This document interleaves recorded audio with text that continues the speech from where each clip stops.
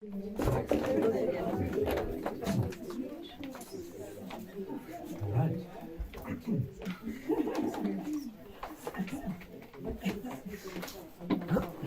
Let me finish my beliefs and slide.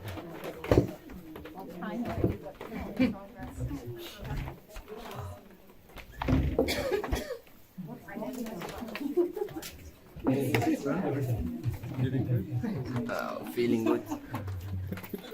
In a scale from 0 to 10. It's, No, I feel excited. So many questions. And so many things and so many shame and this. Coming. Just yeah. really.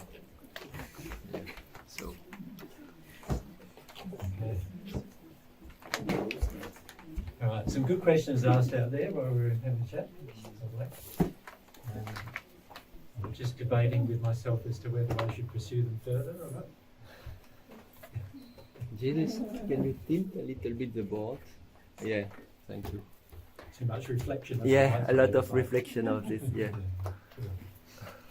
Yeah, so the questions we had outside were, what's most economical, to deal with how I've been harmed by others first, or to deal with how I've harmed others?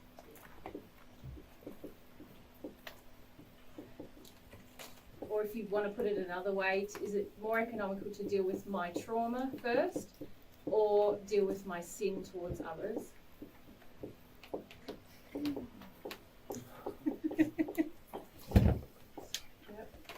And then the other question was, what is the nature of humility, really? Yeah. So let's look at this one, I think, first. Whether dealing with harm from others is best to deal first, or how I harm others. Which one is the best one to deal with first? Okay. Who thinks harm from others? Deal with that first. Well, everybody heard our discussion outside. Who would prefer to deal with that first? Almost everybody would find. And then how I harm others, what we normally find is nobody wants to deal with that at all. Yeah. But because I've written next to it where the sin is, can you see if sin is the main cause of your own trauma and suffering in your own future, can you see that how I harm others is where I sin? So just because you have harm from others, it doesn't mean you need to harm others.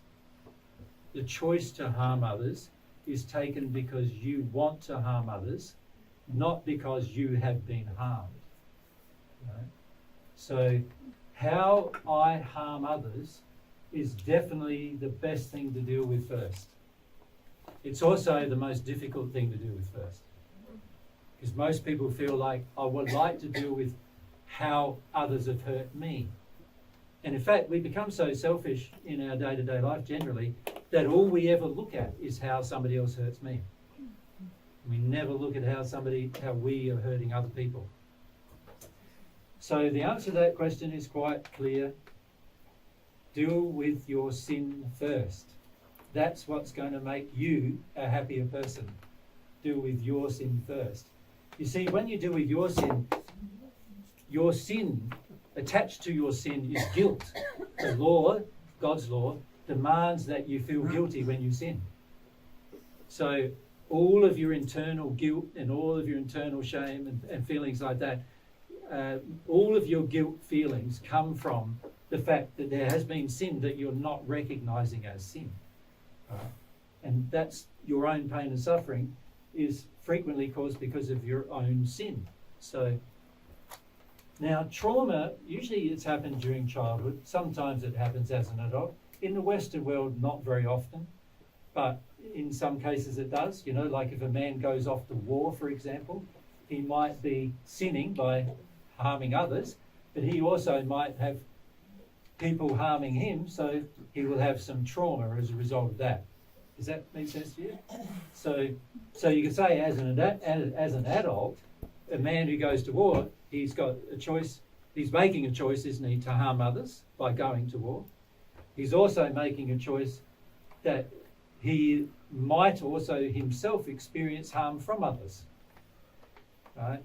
And so it's likely he would experience both some trauma, some hurt himself, as well as experience his own sin, the guilt of his own sin. But what he's going to find in the future is this is going to worry him more. It's going to bother him more how he harmed others.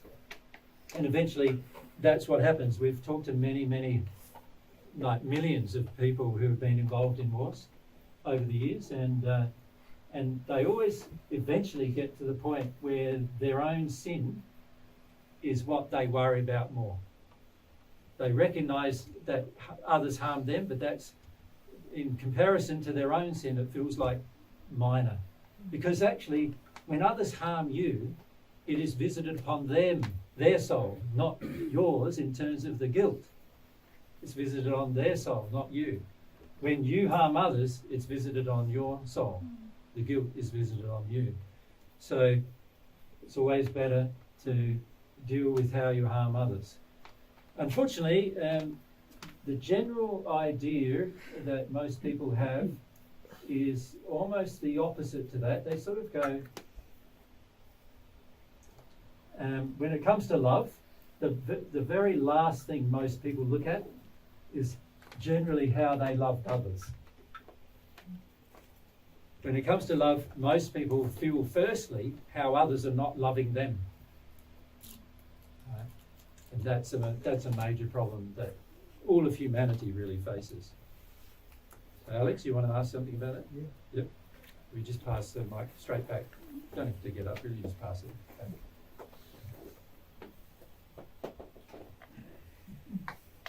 So, is it a good way to approach it then this way?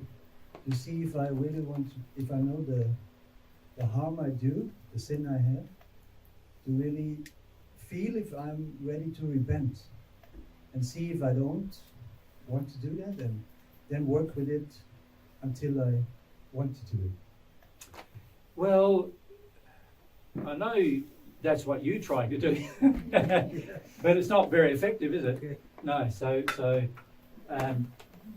as I have said prior to this many times, but also in this discussion earlier today, remember I said you need to first have an awakening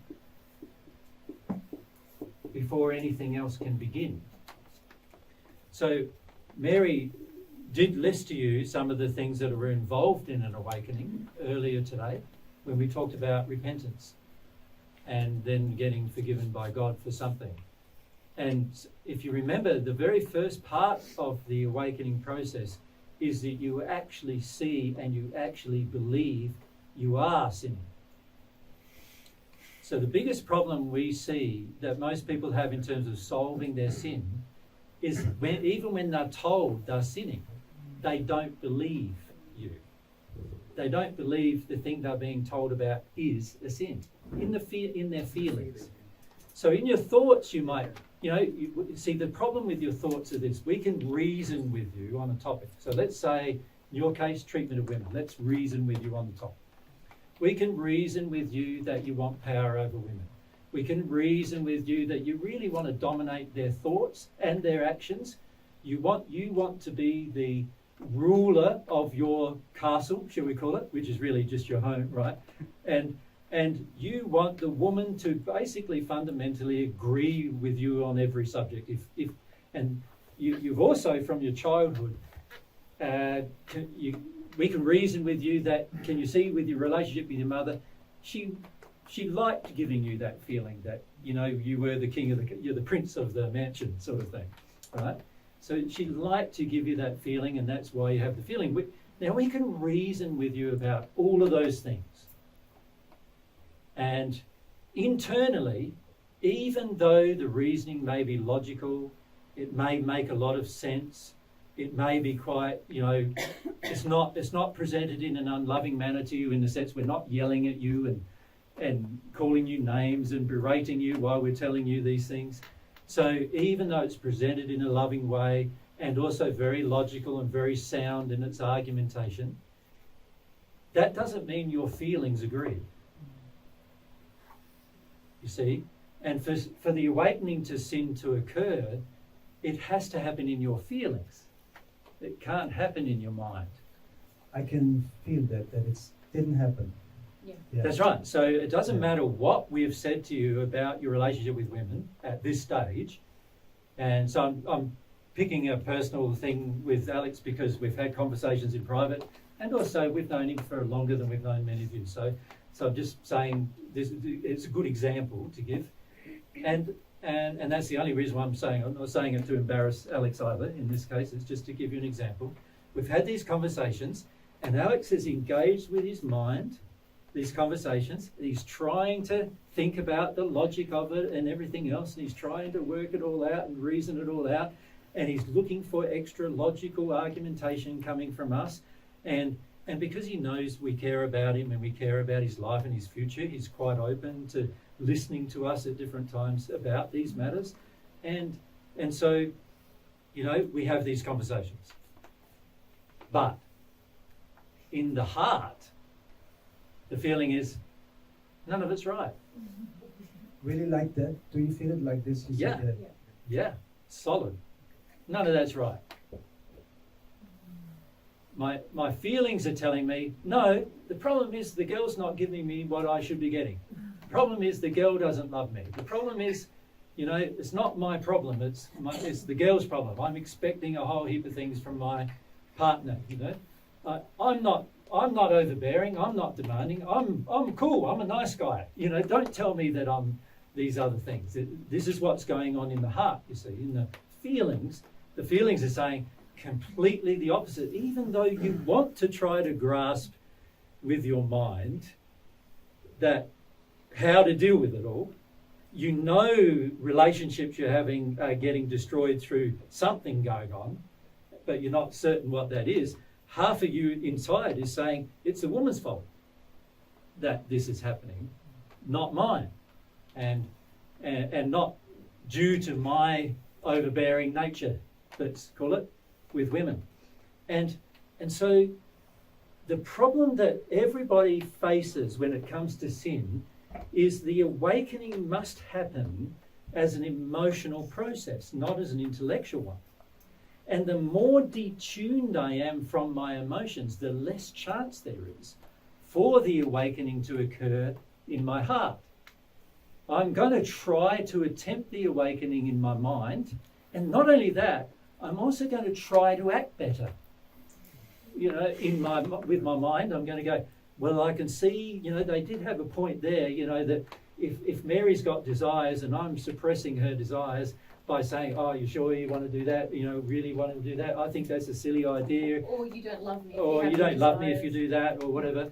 I can see logically that I am suppressing her desires by doing that. But in my heart, I'm going, but she doesn't love me. She doesn't want to do what I want.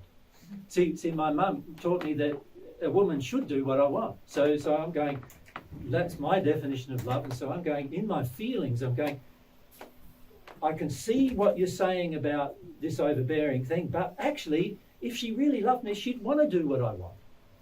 So that's what's going on in the feelings. A completely different argumentation going on than what's happening in the mind.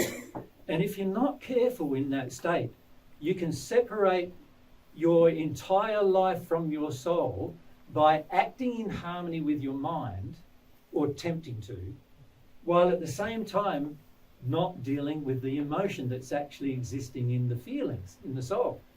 It's the tricky thing, and you're not alone in this, Alex. Like, everybody nearly goes On earth through almost. this thing. But the tricky thing is when you're given the gift of truth about an area where you're sinning, and it might not come from us, it might come from someone you're in a relationship with who says, hey, I don't like you doing that thing, here's the problem. And they might have an example and point out all the things about it, and your intellect goes, oh yeah, maybe there is something there. But your feelings aren't yet with you. The feelings are quite confronted usually, even if you consider it intellectually. Often there's a like, whoa, hang on, no. And then I'm better than that. Yeah. You know, like, There's this I'm nicer than that. How dare you think I'm that? Yes. I know those thoughts. Yeah. Yes, yeah, exactly. And if you're not careful, then it becomes an offence, doesn't it? Like, how dare you? They don't know me. They don't know me, and they're just attacking me. Yeah. You know. And this again doesn't have to do with Jesus and I. It happens in people's relationships all the All time. the time. So it's like this crucial period between when you have an intellectual, like, awareness, and usually comes externally, whether it's from the conscience or from somebody People else. telling you. There's this crucial period of decisions you have. And if you're not careful, you can get into this thing that Jesus is saying, where even if you decide intellectually, okay, maybe they've got a point, I'll just change my behavior, and then you try to be a better man in your case, you know, in this way, you end up distancing yourself even further from the sin that's still inside of you, still driving you. I understand that up here, I guess, but not here. Yeah, not here yet, because it's usually a bit more difficult for a man to get it as well, because men have been taught over millennia now to be very detuned from their emotions, and in fact to look down on them, to criticize them, and to even look down on women having emotions. So It's actually a fear in me that I don't get it at the end, you know. Because I know when I get it, I can feel it, and I didn't feel it yeah. until now. Yeah, but this is what I mean about this critical period. There's decisions that you're making right now, and to be sensitive to the fact that even the feeling you have, like, I don't get it, like, no. This is actually a feeling that you're having of like, I want to reject this. So you need to be aware of that feeling. You need to say, this is a feeling of me. I obviously have quite an investment here, because I really feel like. But also emotionally, you don't want to get it. That's what I mean. You have to emotionally. It's quite a simple thing to get when you want to get it emotionally. Recognize that I've got quite a resistance here, because I can't even get anywhere in these feelings. I can't even feel myself around women. Now I'm all shut off. Yeah. And so that's showing you already, okay, I've got a fear here. Anyway, what I'm trying to get to is it's a process of becoming more sensitive to your feelings, not detaching yourself from the sin through an intellectual process. Yeah. And that takes it's not a instantaneous thing that happens. It can't be, because how you got injury and how you decided to sin has taken many, many years. And now, what's your age now? You're 51. 51, and so you've basically had, if you think from puberty onwards, you've basically had 40 years, close to anyway, of engaging women in the same manner, expecting your version of love to come from women to yourself. Even thinking it's good like this, because I learned that's how you do it. That's right. It's partially because you learned it, but also partially because you haven't listened or watched all of your relationships up to now. Because it's quite clear when relationship after relationship breaks that there must be something wrong, but you've always thought it's the other person that's wrong. So, you know, when you instead of going, oh, hang on a sec, maybe how I feel about women and how I act around women and what I expect from women, maybe all that is actually not very loving, you know. The reality is, if you're a loving man, you'll have, the way the world is nowadays, you'll have 10 women wanting to spend time with you, right? And I'm not suggesting that's good, because remember, we're talking about soulmate relationship, one woman. But the fact that a person can have 10 women leave them in the course of their life, right, is indicative of the fact that there's obvious problems that are not being faced, right? Yep. So the awakening process, and we want to get back to the principle of the matter rather than talk about so much the details of the matter. The awakening process requires that you have an awakening in your feelings. In other words, that your feelings change about your sin. So instead of feeling that you're doing a loving thing, you start feeling, I'm doing an unloving thing, you know, and it hits you emotionally that you're doing an unloving thing, not, oh yeah, talk to me more about it, convince me, right? When a person needs to be talked to more about something or convinced, they are nowhere near an emotional awakening of their sin. And unfortunately, that is the state of most people we talk to, nowhere near that emotional awakening. But if we can at least describe what the awakening feels like, then you'll at least be able to recognize when you do reach it, right? and it feels like, just like I almost described, like it's this terrible, almost guilt and dread coming over you that you, and it's emotional. It's like, oh, that is so bad what I've been doing, that kind of feeling.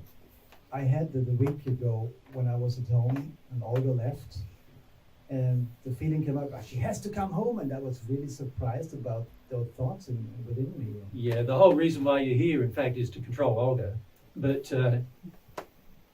you don't understand that at this stage. You're worried about what she's doing when you're not around. There is in most men there is a strong sense of ownership over women, and as a result, when the man's not there, they worry. What's she doing? Who's she with? Is she falling in love with someone else?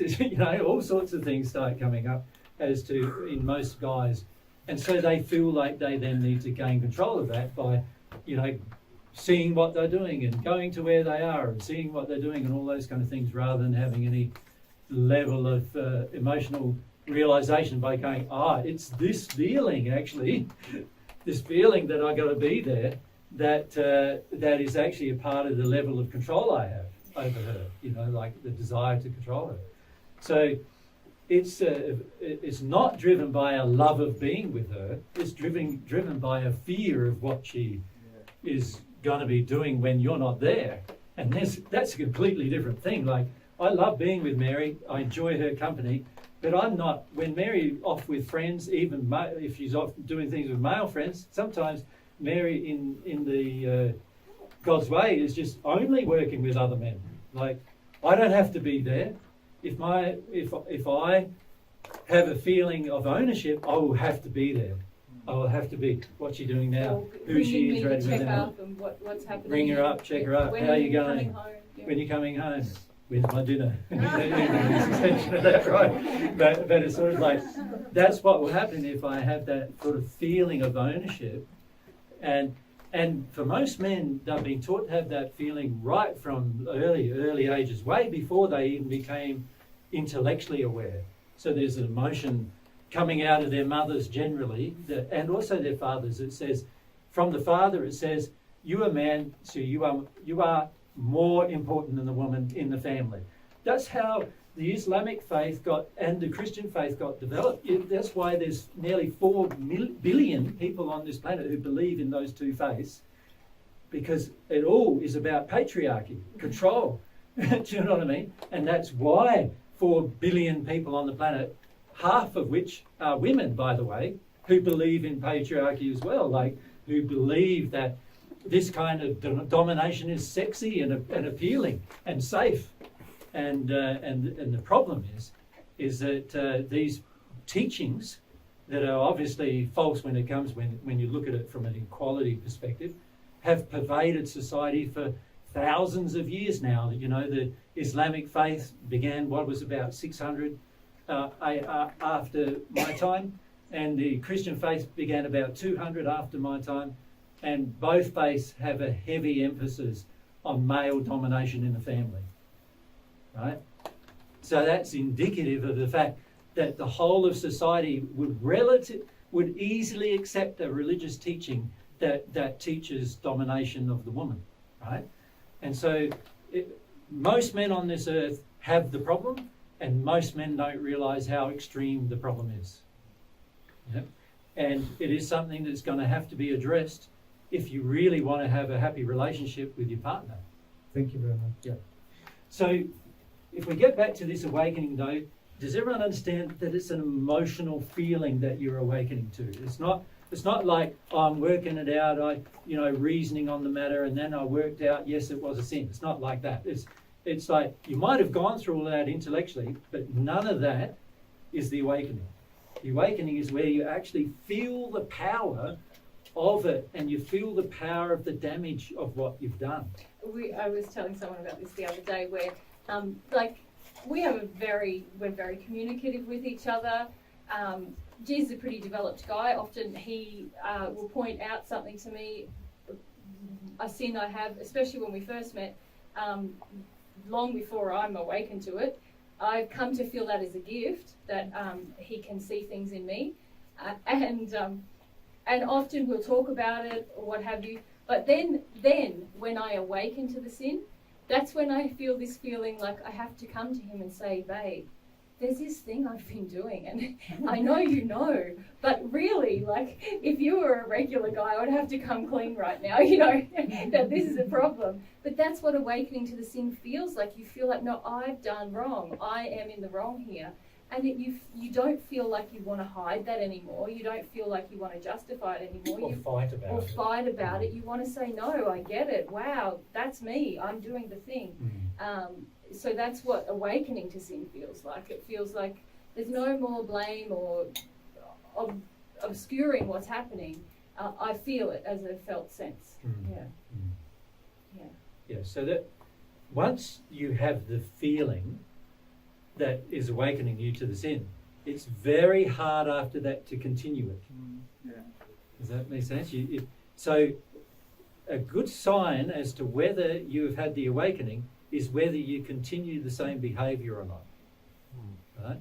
So we see people coming to us frequently and saying, oh, I had this realisation. It was an amazing realisation. I realised I was doing this with men or women or the environment or other things, children or whatever. And we go, yeah. And then they go, so, you know, I think that's an amazing thing. Tell me that it's an amazing thing. I go, no, it's not. Because you're still doing it. And the fact that you're still doing it means that nothing happened. It means that you went through all of that so-called experience, but at the end of the day, it wasn't an awakening of your soul. It was just your mind becoming aware, but nothing's actually changed. So that tells me, in your feelings, you actually want to continue doing it, even though in your mind you know. You know? And so we see this happening a lot, where people hear something, it's in their mind now, they know in their mind, they'll even tell you, you know. Julius came up to me the other day and says, I know that I'm like a mosquito sucking the blood out of people, right?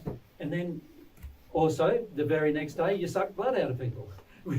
You know, you took all their energy from them, and you want to get them to, you know, the women in particular, look after you and so forth. Tells me no awakening. You say you had one, and you only wanted to hear from me that you had one, and you didn't. There's no awakening, because an awakening means I don't want to do it anymore. I have an imperative to not do it anymore. I want to be sorry for it, and I want to repent for it, and I want to work through it. That's what an awakening means. It means that emotionally I'm driven to not do it anymore. So when you are still emotionally driven to do something, then it means the awakening has not occurred. Now, if the awakening doesn't occur, you can't sincerely ask God for forgiveness, because the awakening hasn't occurred and you're not sincere. To be sincere, God requires your feelings involved. That's the law. The law says your feelings must be involved in the process of feeling sorry. So what most of us have learnt in our childhood is this: all I need to do is say sorry. And that should be enough. People should forgive me. That's all I should need to do. And you often hear parents saying, say sorry, little Johnny, say sorry, you know, say sorry. And they bring them up, you know. I remember one grabbing me by the ear, little Johnny, they called me at the time. My middle name's Alan John. Grabbed me by the ear, twisted my ear, go up to the person, and I hadn't even done anything. And she was twisting my ear, taking me up to the person saying, say sorry. Now, under those circumstances, the average person's going to say, sorry. Right? With the worry that their ear might be twisted off at some point, right? But are you sorry? Not generally, right? Generally, you're sorry you got in trouble. You're sorry that somebody found out. And you're sorry that they're now twisting your ear. But you're definitely not sorry for what you did. You understand? And this is the problem, is when we're brought up in this manner, by the time we become an adult, we think just saying sorry is enough. I did that, yeah, sorry about that. I said sorry, why haven't you forgiven me? You follow? And so we have this idea with God that God feels the same way as our parents did, and all you have to do is say sorry. And when you think about it, the only reason why our parents might have twisted our ears, say go up and say sorry, is because they were ashamed of our behaviour or something like that, and they just want some instant fix to whatever relationship was damaged or whatever by you saying sorry. But the reality is nothing has changed in the child. And in fact, what the child has learned is that all it has to do is say sorry and all is forgiven. That's not how God works. You can't just say sorry and all is forgiven. You've got to actually be sorry. And that takes a lot more hard work than just saying sorry, right? And it's the hard work to get to the point of being sorry that the most of us want to avoid. Because it is hard work, and it also, you end up feeling feelings of guilt and shame and other things that you've not felt before, and you don't want to feel those painful feelings. And so most of us want to just stay in our mind and just say, I said sorry, why aren't you forgiving me? And we see this a lot in relationships with partners where, man cheats on her, he says sorry, he says sorry, he says sorry, he says sorry, he keeps saying sorry. And then 10 years later he's saying, I said sorry and I've said sorry so many times, why haven't you forgiven me yet? Without him considering that maybe he still doesn't feel sorry, really, And this is often the case. It's just, I'm sorry I got caught. Or, So that's why also it's about feeling, or God made it like it's about feeling, because nobody can help you. You have to do it on your own. Correct. And it's very It's good. your will. It's very good, yeah, because you're learning how to use your will, but also you're learning another thing called self-responsibility at an emotional level. I'm responsible for my feelings. I'm responsible for how I feel. And the only way something's going to change in my life is for me to change my feelings about it. That's the only way it's going to change. I'm going to have to change feelings. How do I change feelings? I have to experience them. I have to feel them. I have to acknowledge them. I have to awaken to them to such a point where I want to go through them in order to progress. And that's the key. And this is the other tricky thing about sin, isn't it? In that process, you have to awaken to the sin and its badness and not judge yourself for it. Yeah. As soon as you judge yourself, you're shutting the whole process down. Yeah, all sorts of complexities arrive when you start judging yourself. So I'm not saying you're going, oh, I'm such a rotten person now, I'm never going to get out of it, I'm terrible, I should punish myself. And as a child, you were also taught that as a mechanism too. If I punish myself enough, then my mum and dad will get off my back. And you'll find God's laws don't get off your back no matter how long you punish yourself, actually. Because punishing yourself isn't you actually dealing with the problem either. Right? In fact, it's a good way to get away from the specificity of your sin, if you like. You just go, oh, globally, I'm a bad person. I'm just bad, I'm just bad. And then you don't actually give have up. to deal I give up. That's right, Especially passive aggression, to be frank. Yeah. You don't have to deal with the exact thing that was wrong and why you want it and why you think it's good, and that's where the real work is, if you like. That's where the real sincerity comes from, wanting to see what's really there and why you justify it, and So this awakening process is very important at this stage, that you understand that it's an emotional process, not an intellectual one. You can use your intellect to help you, but you've got to be very careful about thinking you've done it just because you thought about it enough. Not true. But I had some fears come up, I mean. But that's all still very selfish, isn't it? If you think about it. Why? Well, what are your fears? Aren't they all selfish? Here's another truth. All your fears are selfish. I should put that on this. Everyone's or just his? Everyone's.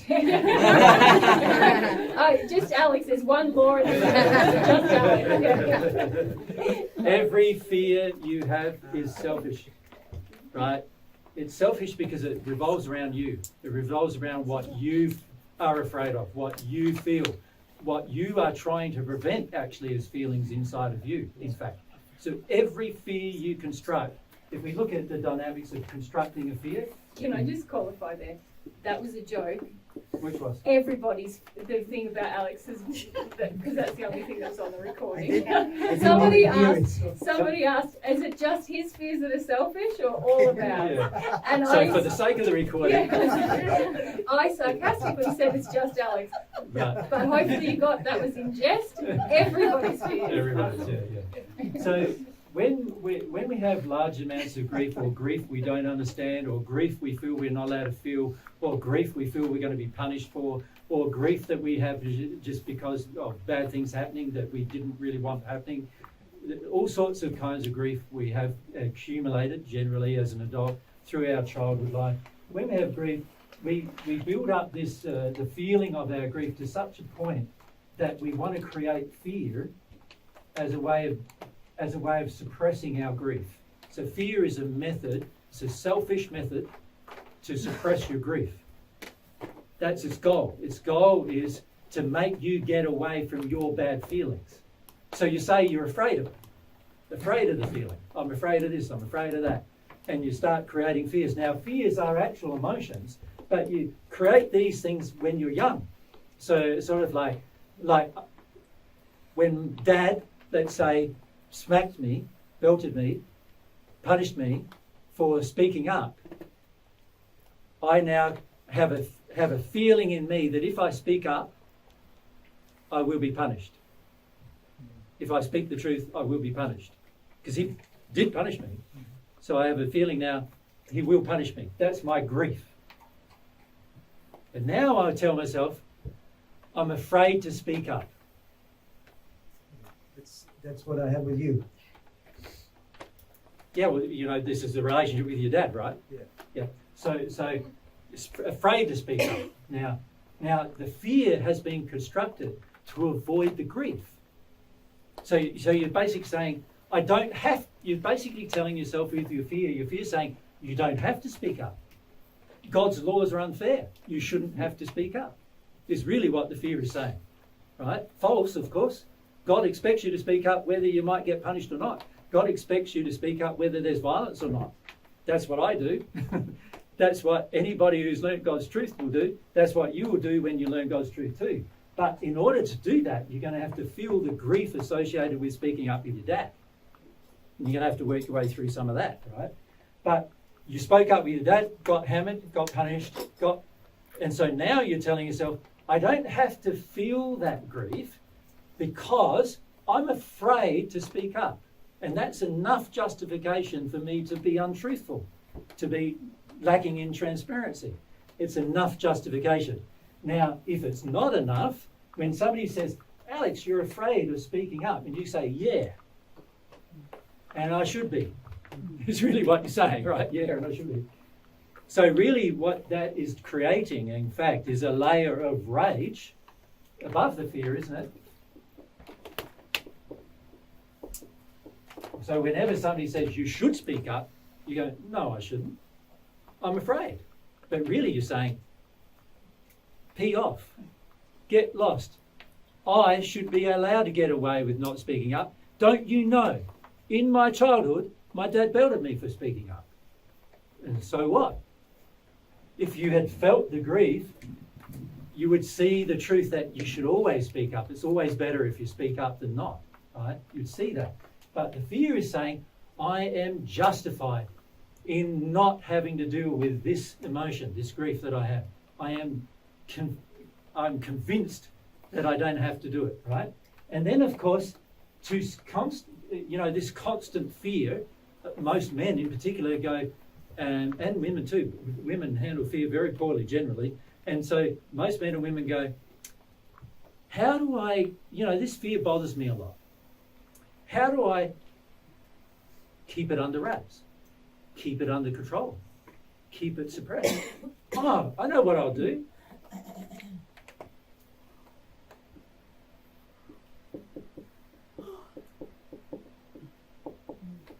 I'll create a whole heap of addictions to support me keeping this fear as my justification to keep my fears working, right? And so what do? I start creating addictions. I gravitate towards people who don't expect me to tell the truth. I don't expect myself to tell the truth. These are me feeding my addictions. I might even, sometimes my conscience bothers me about telling truth. So those nights, I take a little bit of alcohol just to numb my conscience out a bit and make me feel relaxed because I feel a bit uptight, or turn to cigarette smoking, calms me down. It's actually a stimulant that is calming me down. How does that work? It's got to be calming down my fear something, right? So we turn to physical, emotional, sexual, even spiritual addictions. We've seen a lot here, like, have a philosophy. Reincarnation is true. That's a good philosophy. What does that teach me? It teaches me that I can come back and sort it out later. Do you know what I mean? Just a simple thing like that. Just accept a new philosophy because that's going to support me not dealing with that particular problem, right? Oh, I'm going to have, in the spirit world, I'm going to have some kind of life review. So why bother having one here? If it's all going to happen there, and also it's all going to be forgotten the next time I come, then isn't it better just to deal with what I got now and suppress it all and take what I can to support it?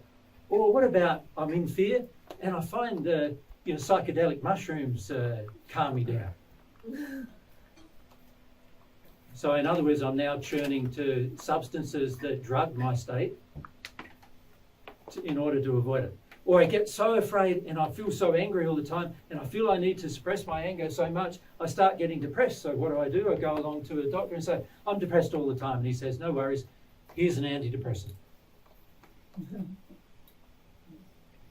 And now I don't even have to worry about my anger or my fear anymore. I'm totally numb to everything. Do you know what I mean? Yeah. And this is how we handle things. But none of it is actually dealing with the problem, right? And this is why we get sicker and sicker and worse, and because the actual problems are not being addressed.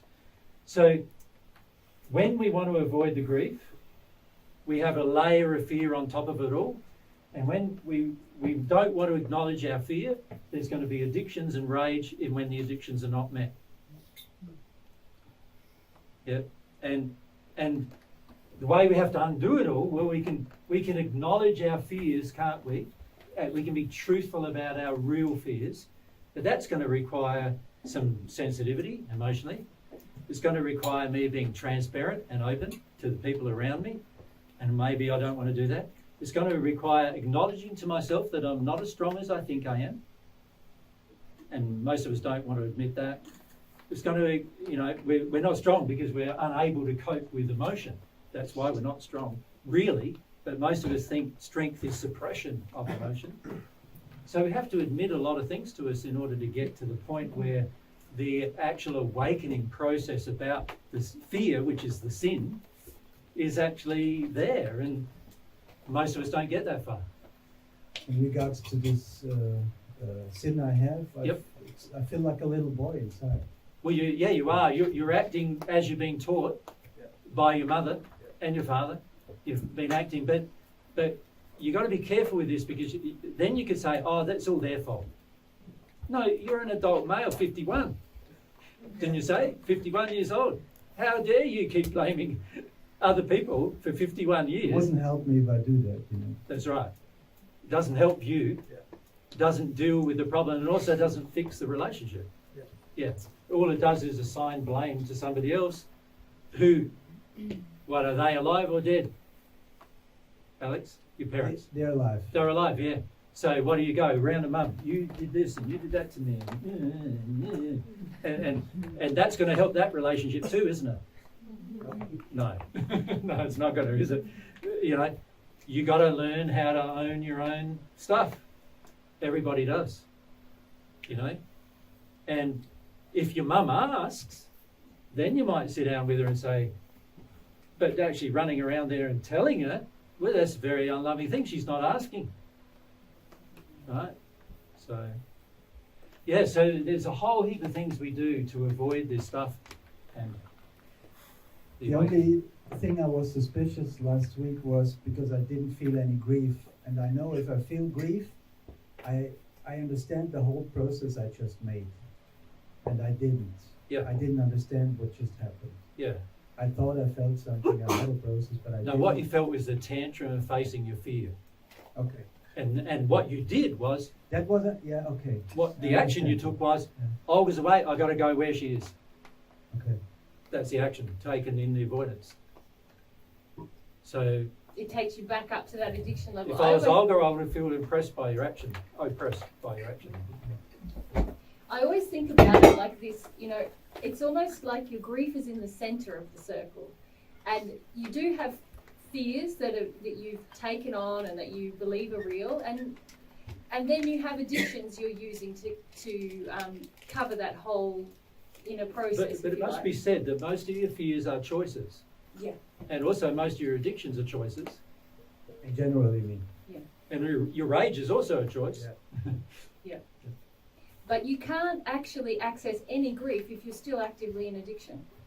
So even if you touch into fear and then you go straight back to addiction, you're back out here. You're not getting closer to that grief, you know. And as Jesus said, a lot of what we call fear is just justification And rage, really. rage. Yeah. There's some of us do have legitimate terror. And From childhood experience, like let's say your father belted you a lot, then obviously a violent childhood is mean you're going to have some childhood terror, right? Some actual fear. But if we're always like touching fear or touching rage and going back to addiction, we're never getting close. You can't actually be in an addiction and deal with the grief about that issue. You just can't. It's like a barrier you're placing against the grief is the addiction. So Because remember, addiction is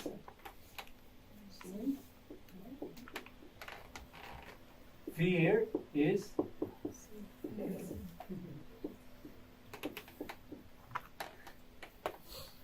rage is. You see the pattern? Grief, is that a sin? No. Interestingly, God gave it to you, ducks. Interesting. Not just to keep your eyes watered, but also to allow you to process emotion in a grieving state. But most of us, when we try to deal with emotion, we stay in these states, right? And we call it processing. It's not processing. Rage is not processing. Fear is not processing. You know, or you could call it terror, by the way, is processing. Because when you're in a state of terror, you do actually get to the state where you no longer justify fears. But fear is not processing. And addiction, fear is, I'm saying, I'm afraid, I don't want to go there, I'm afraid, I don't want to go there. You saw an example of it yesterday with Manu when he was here. In a state of fear, couldn't even listen to an answer, wanted to speak all the time. Spirits with him were driving his interaction with me, totally. He has a blockage with his father, he can't listen to a man at all. And I'm sure any of you who have been men in particular, trying to relate to him in some way, you'll find there's this time happening. But in the moment, he's also got these spirits going, we are dead scared of this idea that we're not a part of God. Like these spirits are in a panic, and so he goes in a panic, he's in this fear, and what does he do? Doesn't listen, that's a sin. He's asked a question and doesn't give an opportunity to answer. That's also a sin, by the way, to do that. If you ask somebody a question, the right thing to do is listen to their answer. You know, that's a righteous thing to do. It's not righteous to stop them from even being able to answer and just keep going. He also barraged all of you with his problem, with his emotional problem, and that's also a sin. He was unloving there too. But he doesn't realise that because in the moment the spirits with him are going, I'm in a panic. Fear is saying, stay in the panic, keep going, you know, do what you would normally do. Right? You saw another example of it with the lady that was down the front, and we don't know her name, who was asking Mary whether it's all right that she loves me. And I'm going, but never gave us an opportunity to respond, never gave us, spirits with her, again, in a panic, causing her to be in a panic. She's in the panic, in her addiction. I've just got to get somebody to tell me I'm okay doing this. We're trying to tell her, no, it's not okay. But the spirits with her don't want to hear that because the spirits have been invested in that for years, being that way. And so stays in that. Now, one of the things Mira and I would like to, if we get the chance, we'll talk to those spirits involved in those interactions, and potentially we can help alleviate those, help those spirits to get away from the person so the person feels themselves for a change. But most probably, who knows what will happen there? It will depend on addictions and their other feelings as well as to what would happen after that. But in the end, you do so many things, just in little things.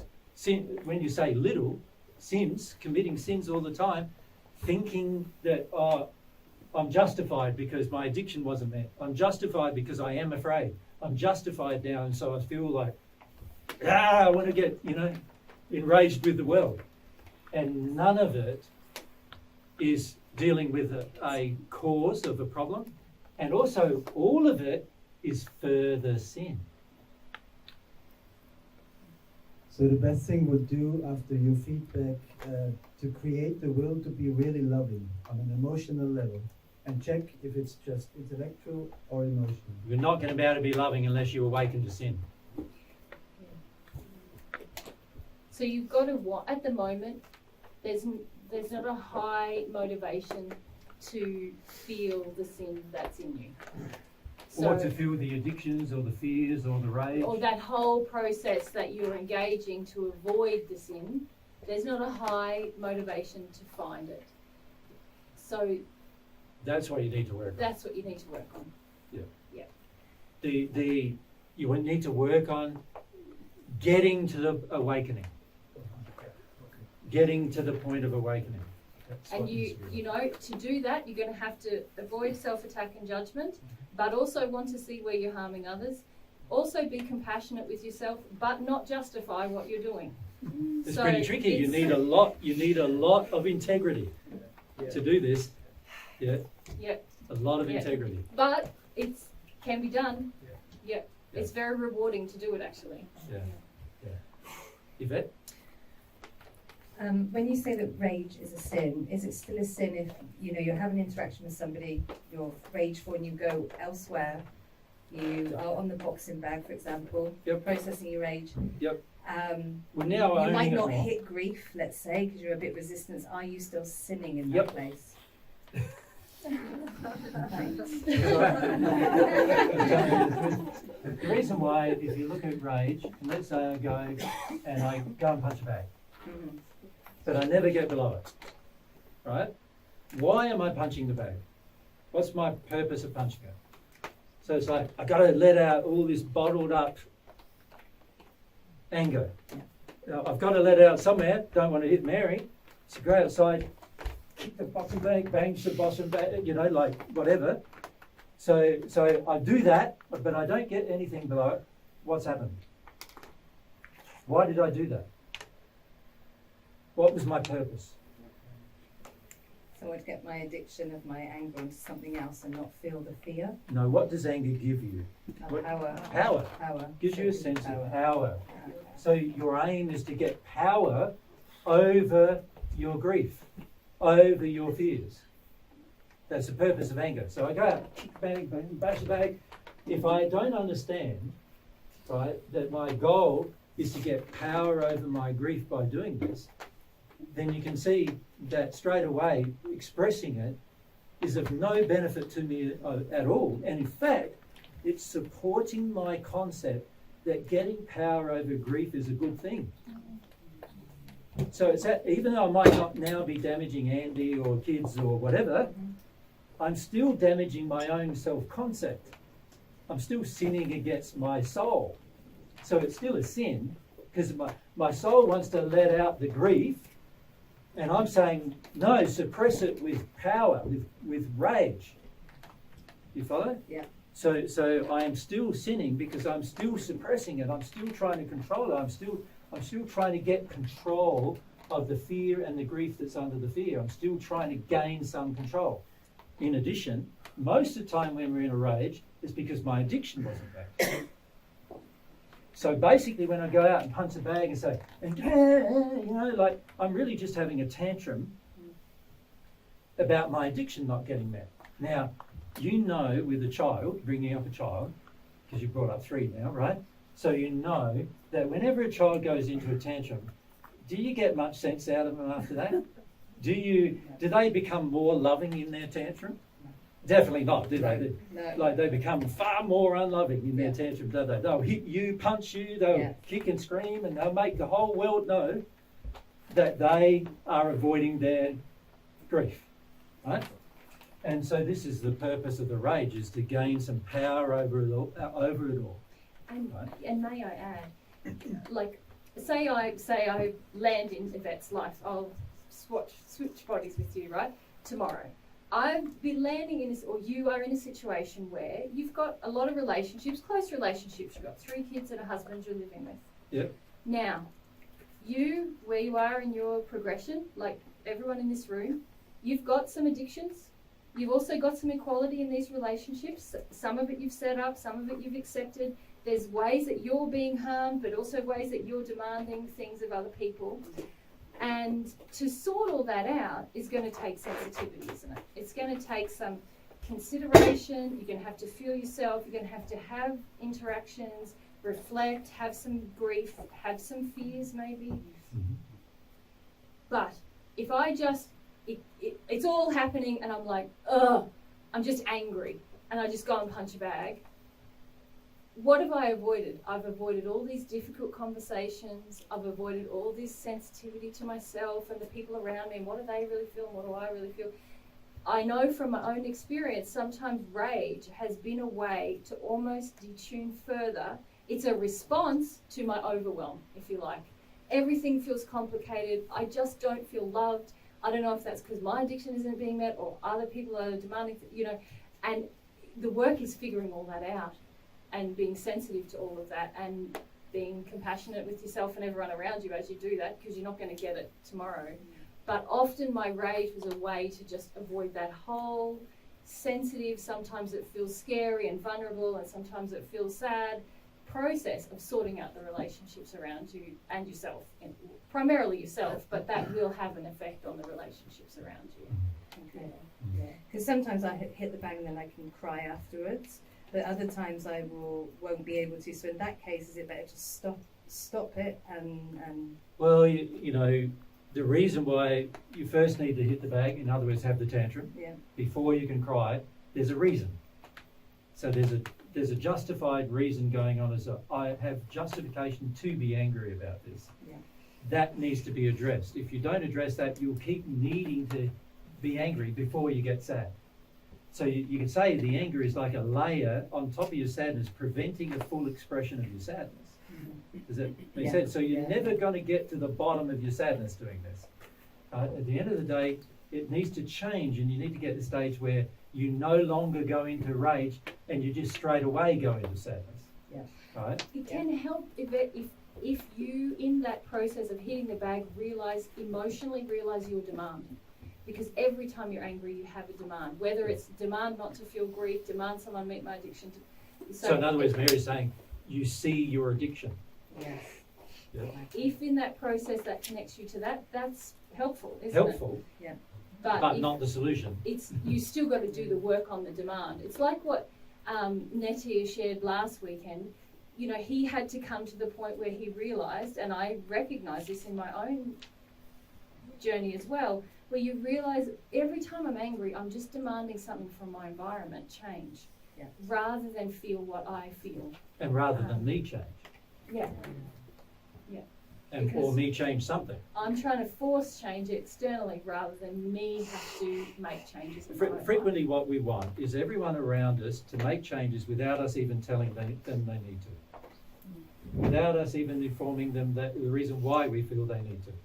Without us even having confronting discussions about what's going on and why we feel the way we do. We just want everybody imaginatively around us go, Yvette's unhappy. How can we all make her happy? That's what we want. We basically want everybody to know that you're unhappy without you having to say you're unhappy, and without you having to express it, and without you having to experience it. And you also want them to work out that, you naughty people, that you haven't worked out that. And then we go down this track, we're going, if they don't work it out, they don't love me. So now I'm adding to my expectations, actually. All right? And so quite often we go off and have our tantrum because nobody loves me. I've got to deal with all this myself. Feelings, right? And you know what? You're dead right. You're going to have to deal with it all yourself. It's in you. Nobody else can do it for you. And if you expect them to, then basically what you're going to be doing is engaging addiction to overcome a feeling in you that's never going to get overcome by the addiction. And that's the problem, is that this is the potential of what the rage creates. So I've seen people stay in rage for a long time, like hundreds of years, rage, in the spirit world, it's very rare for a person to stay in rage less than like 10 years. I remember the channeling last week, Netu, he stayed in rage for 3 months. That's pretty rare. It's very rare to stay in rage just for 3 months. Most people stay in rage a lot longer than that. And on earth, it's almost half of their life they stay in rage, generally. Well, if everyone in this room is very honest, they're harbouring anger about All something sorts of for things, many yeah. years, at least one issue. Yeah. And this is the other thing, when you go and punch the bag, sometimes it helps you realise, whoa, I'm really angry about this issue that I've been denying that for years. Yeah. That's also helpful, but Yeah. again, it's, as Jesus said, not the solution. Not the solution. Yeah. Yeah. Yeah. Yeah. So yes, it's important for us to say rage is a sin, anger is a sin. I'm not saying don't feel it, because obviously you need to know and understand yourself enough to know you are feeling it, but you also need to see, I'm feeling this because I actually don't want to go there. I actually don't want to deal with the real problem, whatever the real problem is. And frequently we do that for lots and lots of different reasons, and each of us have created a whole labyrinth of internal dialogue as to why we shouldn't have to go there for the most part. I had an experience, this is some years ago now, where I felt like I'd been doing work on my relationship with my parents in this life. I felt like I'd been dealing with things. I felt like I understood how that affect me. I sort of saw the issue, and I hadn't seen my parents for 5 or 6 years maybe. I needed to go and see my mum and collect something. And when I got there, whoa, I got angry. I got so angry. It's the first time in my adult life that I was angry at my mum, but I was really angry with her. And I left there going, I haven't done anything. I'm still demanding that she change rather than grieve, So, yeah. Easy to stay in those states for long times. Yeah. Now, we also, this is more about this subject. You guys are putting up your hands. Because we also want to get to the other subject of humility, don't we? Because it's tied into this, isn't it? Like, what does it mean to be humble in these situations is an important question that was asked at lunch, and I think it's something we do need to talk about a bit. What does humility feel like? Like, is a good question. Like, because if we can easily list, can't we? Love, truth, humility, faith. And we can talk about these as ideal emotions to seek for. But, what does real love feel like? What does real truth feel like? Truth is not just a thought. There's feelings associated with truth. What does humility feel like? What does faith feel like? Because at some point, you see, we have not been educated in this life probably about any of these emotions in a real sense. And so we don't even half the time know what they feel like. So we talk about them, but don't really grasp the feeling of them, And so, when we talked about awakening, which is obviously something that needs to happen with regard to our sin, I wanted to try to explain to you what it feels like, to awaken, not just how it looks or the process you'll go through, but how it feels inside of you. So with these things, after a while, one of the things that I had to do for myself was I had to start questioning what feelings feel like. So what I did was I found this really interesting site on the internet. I don't recommend following the rest of its suggestions, because it was all about basically detuning from emotions to handle feelings. But I can't remember the name of the site either. I will maybe in the conversation. The premise was sort of like identify your feeling, and then once you've named it, It will dissipate, you detune from which it. Right? I don't agree with at all. Yeah. But So But what helped me a lot was that there were these list of feelings, and they listed it in 2 categories. They called one category positive feelings, and then one category negative feelings, you know. And what I really liked about it was that it listed like nuances, you know, like of feeling, not just big feelings like rage or anger or fear but nuances of the feelings like disillusionment, discouragement, indignation. and they used these words. And what I liked about it for myself is I spent a lot of time praying about understanding each feeling, because I wanted to be able to recognize these feelings inside of me. Like when I was 33, very detuned from feelings. So I wanted to sort of understand what were the feelings, what were the nuances of the feelings, the intricate, you know, way in which the feeling could be described. I wanted to understand it. So I found this site through some searches. I don't remember how, I can't even remember the site, to be honest. But I think on our website, I have put the feelings somewhere on our website. I can't tell you where at the moment, but they're somewhere there under downloads.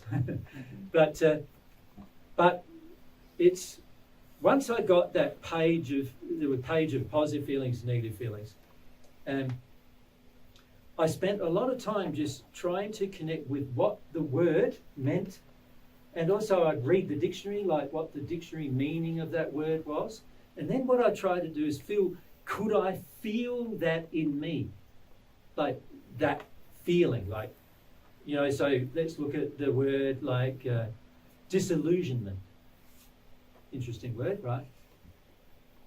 Can I feel disillusionment in me? Like, what does that feel like? What does it feel like when you're disillusioned with things, where you don't really trust anything anymore, where everything you've tried hasn't worked, and you just feel not depressed, but it's not that severe, but it's not also, you don't feel very happy, you don't feel very positive, this disillusioned feeling. What does that feel like? What does doubt feel like? What is, you know, all of these feelings associated with these like bigger emotions like fear and so forth, what do they feel like? And in the process of going through and looking at that, and I spent many, many weeks at it actually, nearly 6 months actually, doing this, just experimenting with what the feelings felt like. In that process, I learnt a lot about feelings in terms of how they felt inside of me.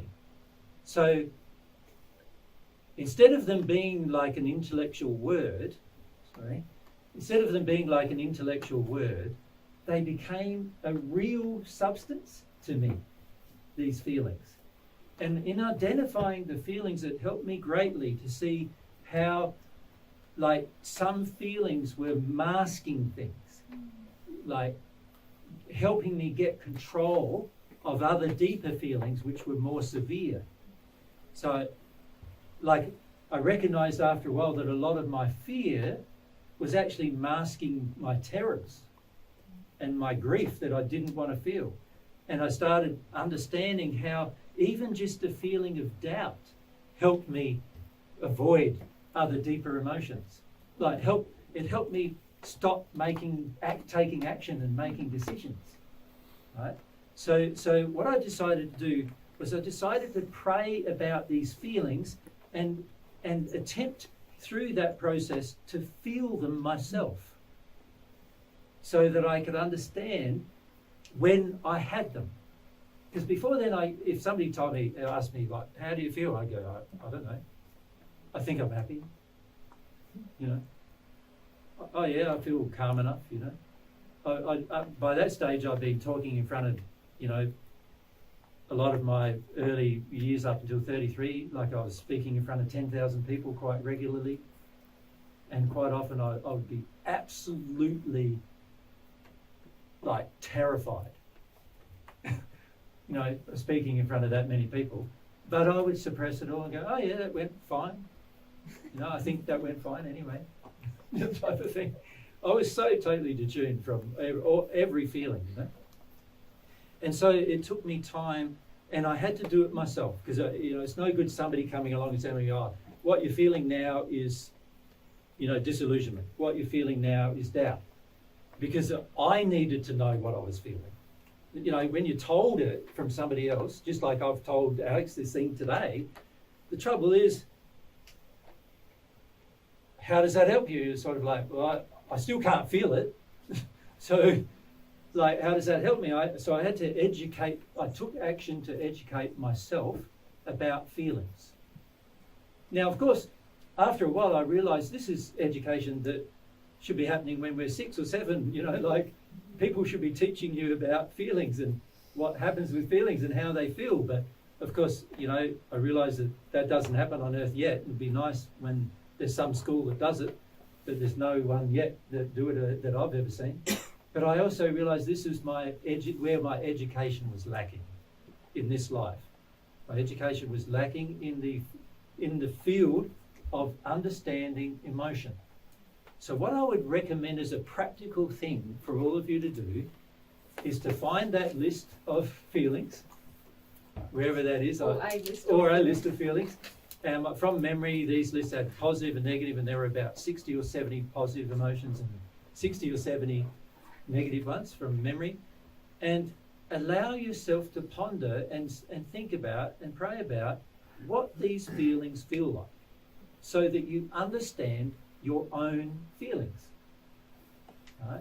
So what I learnt in that process is, in opening more and more to my own feelings and working my way through the blockages to my own feelings, I started to be able to feel other people's feelings. So what happened was, when I met Mary, I could feel Mary's feelings before she could feel her feelings. Right? Because I had spent this time recognizing feelings. And then after a while, I was starting to recognize them not only in myself, but also in others. And so I could start describing to people their feelings more and more and more, because I could recognize the feeling coming from them and go, oh, that's disillusionment. Oh, that's doubt. Oh, that's terror. But that one's not terror, that's fear. Or that one's actually you getting a bit, what are the different levels of anger? It's like mild frustration, or annoyance.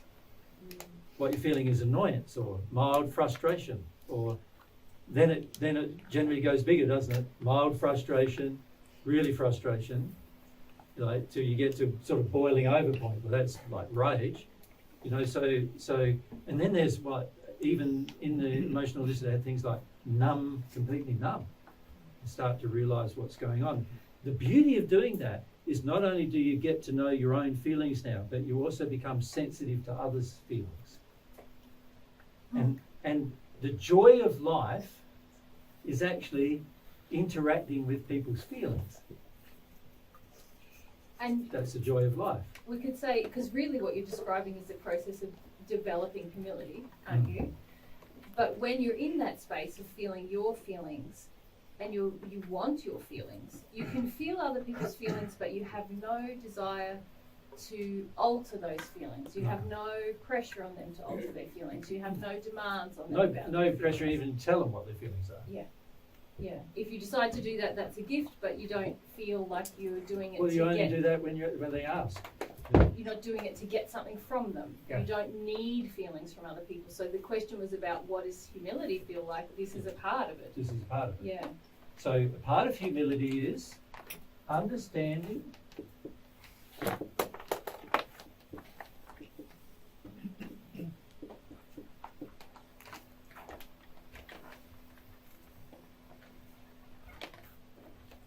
emotions,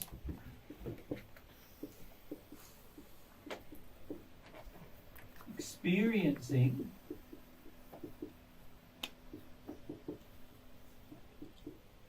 emotions,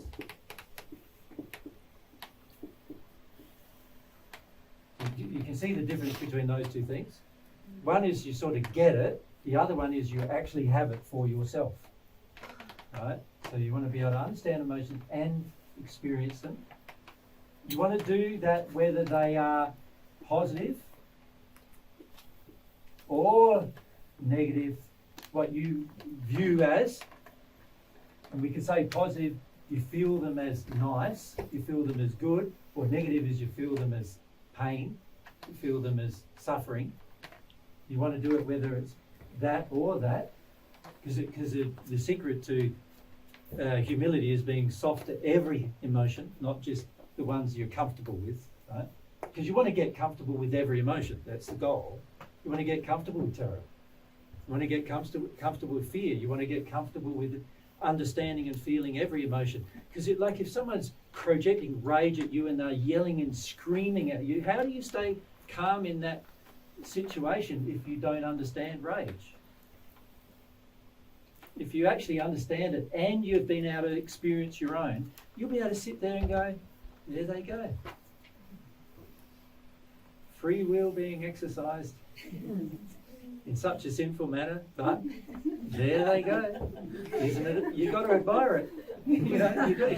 It's sort of like, isn't the human soul amazing? There it goes, experiencing another feeling that's different from the other ones, you know, and you can actually sit there and be with somebody's, even their rage, without feeling that you got to run away or if you do have a feeling, you just feel that. well, eventually you'll get to the stage though where you won't have one.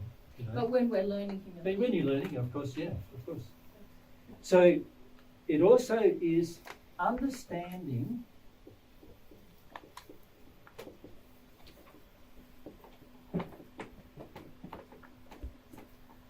plus experiencing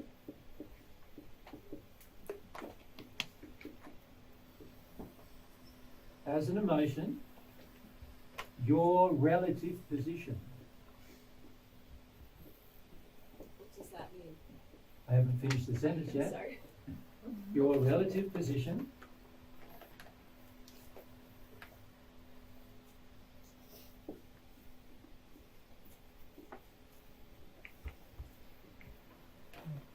with God. And would you say with others as well, babe? Well, once you experience it with God, you automatically have a tendency to start experiencing it with others, don't you? It's Yeah. like, but yes, you would also be with others. So what do I mean by your relative position? Well, I'm saying God knows everything. You know next to nothing. Get used to it. You know, God knows every emotion. You might at the beginning might know none of them. Get used to it. You can get educated that way. The more you understand your relative position with God, the more humble you are in your interactions with God. So you can go, I'm just a little guy, a creation of God. That's all I am. I'm just this guy, oftentimes clueless, oftentimes doesn't know what he's doing, needs education. And this allows me to go, okay, I'm open to education. I'm open to discovering. I'm open to educating myself, but I'm also open to other people educating me.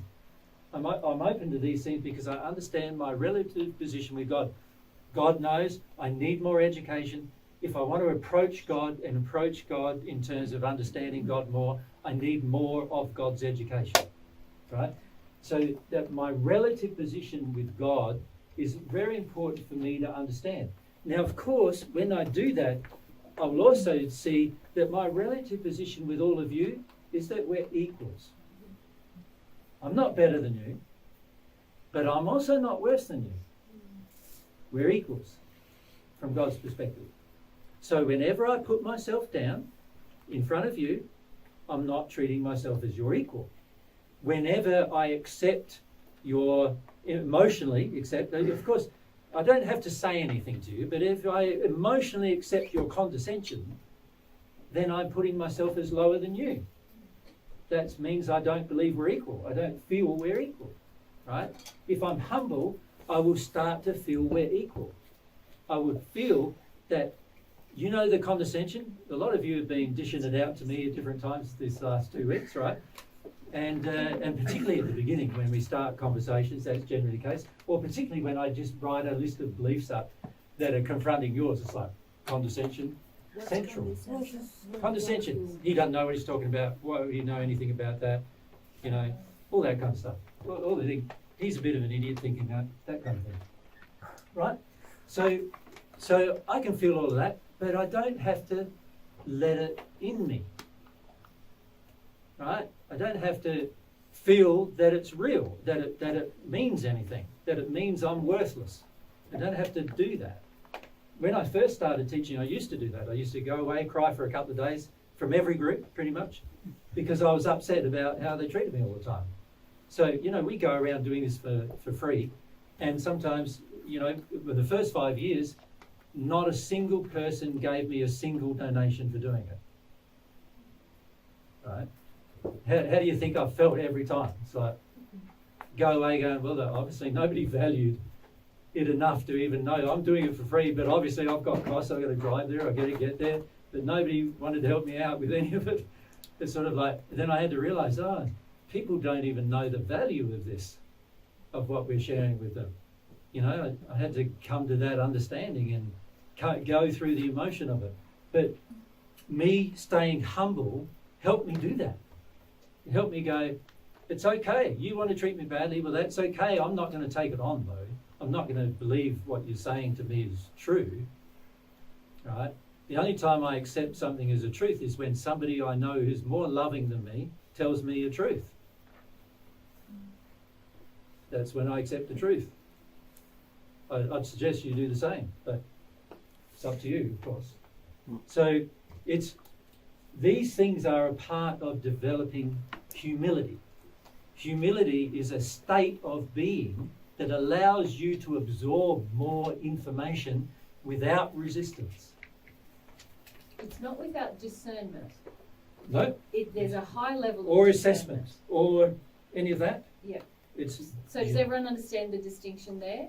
So Jesus is saying you accept education without resistance, but you're quite discerning because you can feel everybody. You're quite discerning about who you want to receive the education from. It's not just anyone comes along and gives you an idea and you're like, yep, okay, great.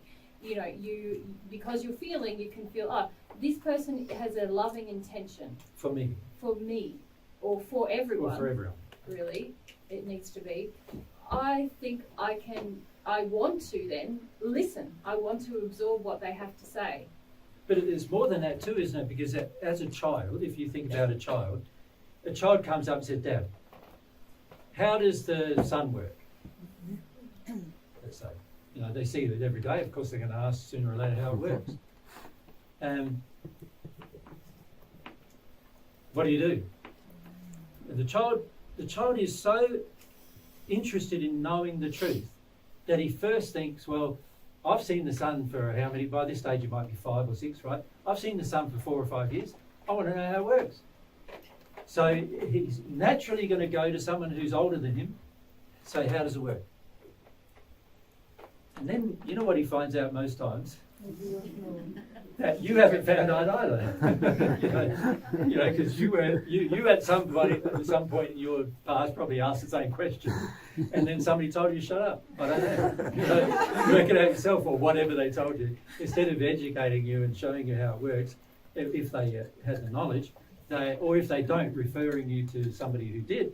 For the most part, a lot of parents just shut down the child, and so you end up being 40. Having a child going, and him asking, how does the sun work? And you're going, it's not something that I've worked out myself. I'll have to go and research that. Now, a humble person asks questions, constant questions, don't they? But with the point of view of having them answered, not from the point of view of argumentation. So the child's not going, how does the sun work? Saying to himself, I already know how the sun works. Let's work out whether this fella knows. Does he? He's asking sincerely. He's asking from a state of sincerity. I want to know how it works. Tell me. Right? And often it'll be Dad or Mum. Please tell me how it works. He's coming from a place of sincerity. He wants to know. He's not testing his father or mother. He's not trying to make you feel bad. He's not trying to feel like he knows better than you. He's not trying to get one up. Not trying to get one up on you. He's not trying to show you that you didn't ask a question that he thought he was clever enough to ask, or any of those other things. He's doing it because he sincerely wishes to know. Right? And that's the only thing driving his inquisitive nature. Now, if we're humble, we'll be exactly the same as that. We'll be inquisitive. We'll want to know. We won't want to prove that we already know. We won't want to ask the question when really it's a statement. Like, you don't know, do you? It's really that statement instead of like just asking a sincere question. Frequently in our presentations, we get all sorts of motivations for asking these questions, and oftentimes half of the reasons are all flawed. They're all to prove something, or to prove that a person knows something, or to make a statement, or to tell us how useless we are because we don't understand what the person understands at some point, or whatever. And oftentimes it's motivated by spirits with the same motivation as well. But a sincere child doesn't do that. A sincere child just asks the question because they want to know the answer. Right? Now you'll notice in our groups a lot of times that as the first day you get a lot of insincerity, and then by the second or the third day people are starting to get used to, I want to know, this is very interesting, I didn't think about that. And they start wanting to know in a sincere manner, right? And that is very good that change occurs. But what I'm suggesting is, if you're humble, you will be like that all the time with everybody. You go, I noticed, Mary, you were doing that thing. Why did you do that? Not because you want to make Mary feel bad about doing it, not because you want to ridicule her, not because you want to put her down, but because you sincerely want to know what happened there. That's it. Right? And you'll do that with your partners, and you'll do that with your friends, and you'll do that at business. You won't presume that everyone's got bad motives.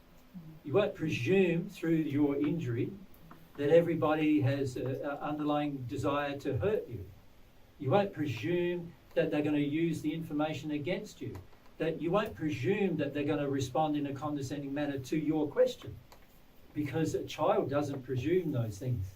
The child just goes, asks the question, wants the answer. Right?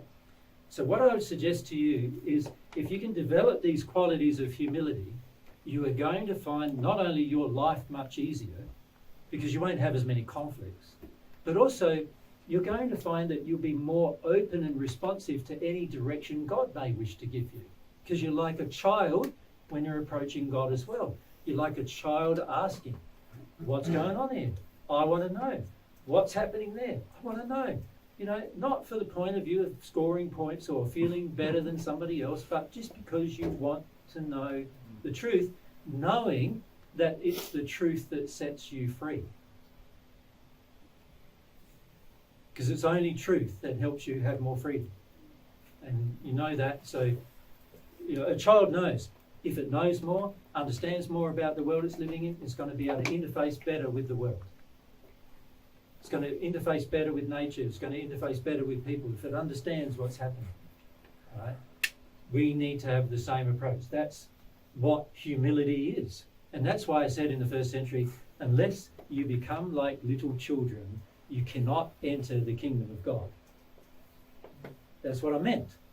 Unless you become that humble, like an inquisitive little child asking for things, you're going to find that you will not be able to receive God's love, you'll not be able to receive God's truth, and you will not be able to enter the eighth sphere of the spirit world, which is the first sphere of the kingdom of God. All right. Okay. Just a small question? Is there a definition for you when you say emotions and feelings? It's 20 I was going to have a break at 3, weren't we? Yeah. Yeah, I so think so. I'm already 20. No, at 2 you mean? Oh, 2, is it? What is No, it? it's 20 past 2. Oh, No, you're okay. right. Yeah. We'll have a break at 1:30. Yeah. Okay, good question. What's the difference between feelings and emotions? Is this also your question? Oh, good. Okay. Well, a lot of times I use the terms interchangeably, but if we want to get pedantic, let's look at how the soul experiences life. Firstly, you've got your senses.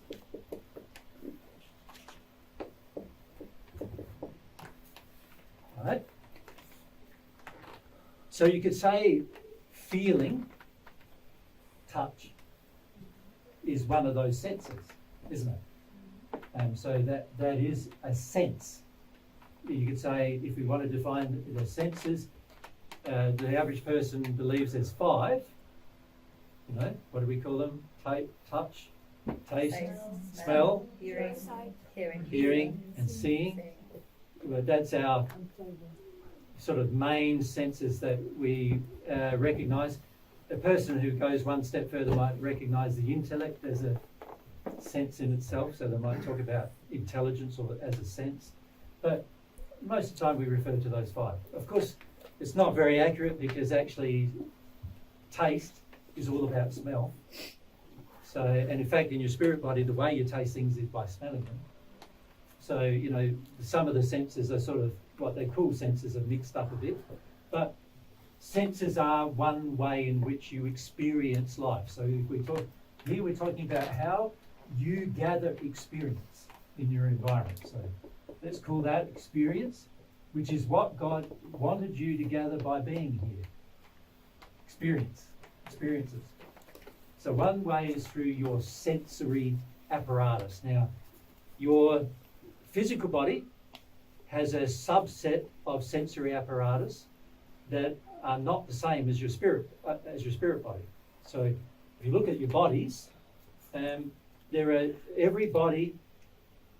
not everybody, but every body, of which there are 2, each body has, so we've got our spirit body and our physical body, which genetically look very similar to each other but are in different dimensional spaces.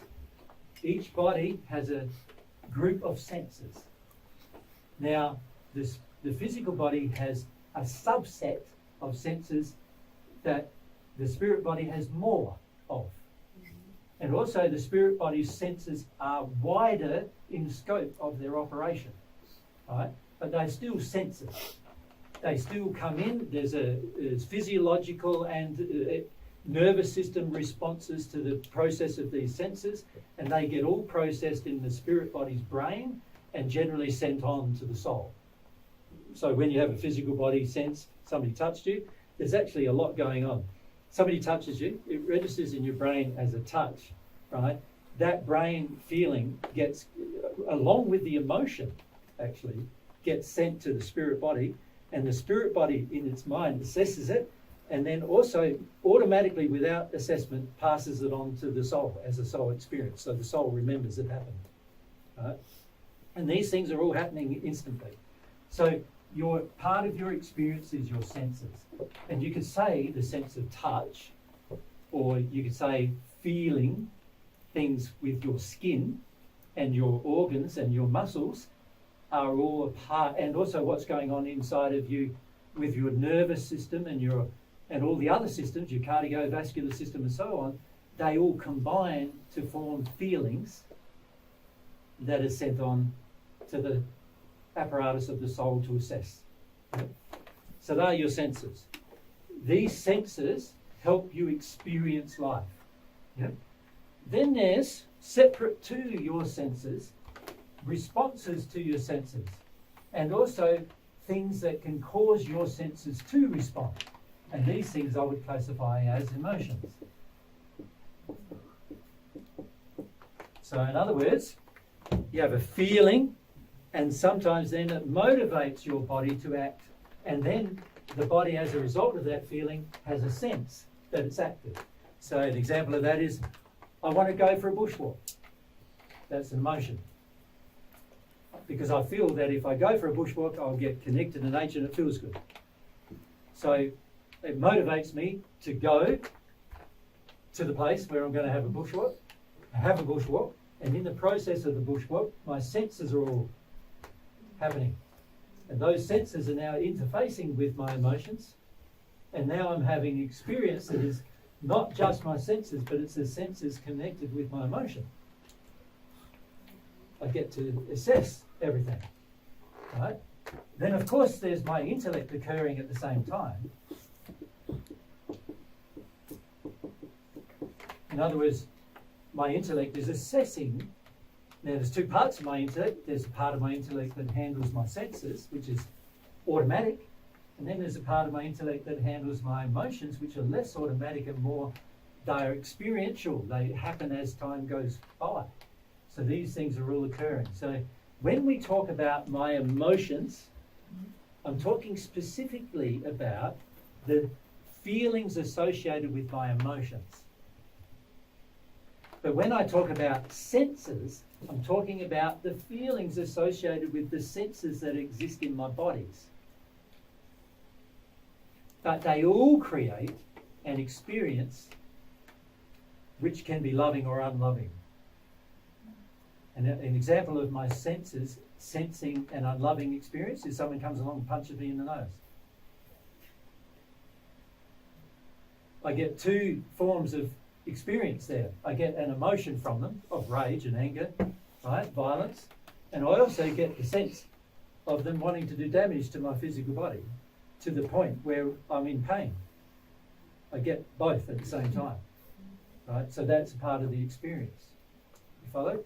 And so our emotional experiences are often a combination of the interaction between our senses, what's going on in our mind, and primarily our emotions.